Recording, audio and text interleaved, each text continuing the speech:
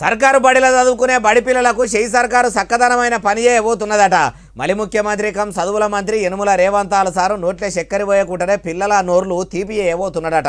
పురుగుల బోవ పెట్టేటోళ్లను కొలువులకెళ్ళి తీసేసి కొత్తలను నౌకర్లకు తీసుకుంటుండాయా అంటే ఈనుండ్రి.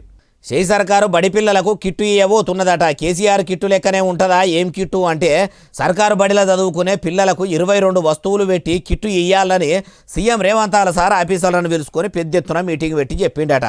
స్టూడెంట్స్కి అవసరమైన అన్ని సామాన్లు కూడా అందులో వచ్చేటట్టు చూడాలి. ఏ వస్తువు కూడా అగ్వది కొనొద్దు, అన్ని పిరమున్నాయే కొని కిట్టులో పెట్టి బడి పిల్లలకు అప్పచెప్పాలని ఆఫీసర్లకు అడ్డలేసిండట.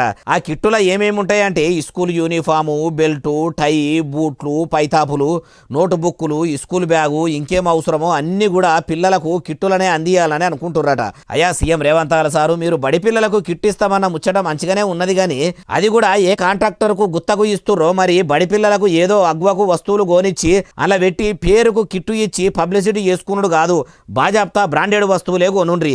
అట్లనే సర్కారు బడుల్లో సౌలతులు సక్కదనం చెయ్యిర్రి. బడి పిల్లలకు పెట్టే బువ్వ మంచిది పెట్టుండ్రి. ఒంటికి రొట్టికి పోయేదందుకు సౌకర్యాలు చేపిస్తే ఇంకా బాగుంటుంది అంటుర్రు ఏ ముచ్చటిన్నోళ్ళు.